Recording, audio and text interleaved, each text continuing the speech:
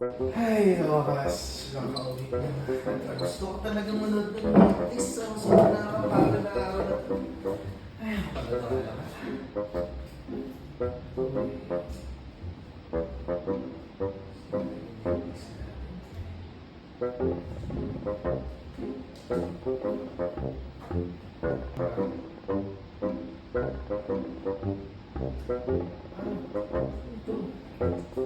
Ano ba dito?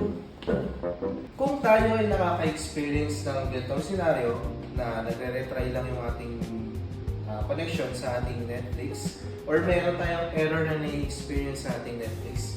So, ang gagawin lang natin is babalik tayo sa home screen. I-press lang natin yung home.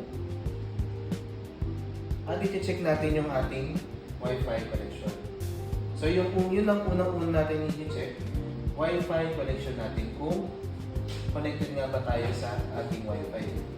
So kung nakikita ninyo, no internet po yung ating Wi-Fi. So ang nangyayari, pwede natin gawin is bunutin natin yung ating router.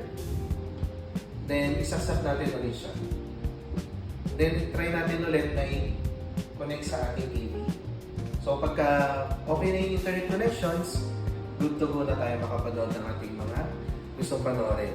So, if ever naman na hindi pa rin siya nagkaroon ng internet connection, nasa time na i-contact na natin siya sa ating internet provider.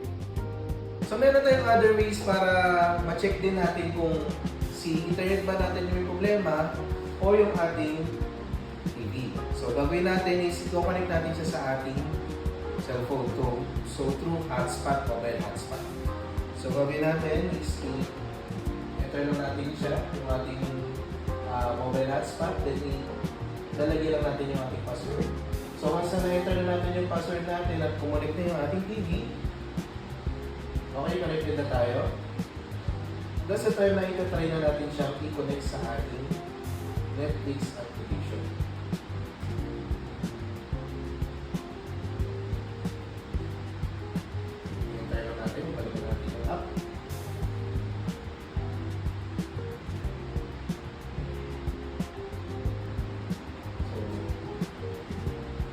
Okay, connected na tayo sa ating Netflix application. No? So, yun lang. Na-prove natin na may problem lang talaga tayo sa ating internet sa bahay. So, tinry na natin na i-switch off yung ating router and turn on and wala pa rin siyang internet. And parehas din dun sa ating mobile hotspot, hindi pa rin siya nagkaroon ng connection, internet connection.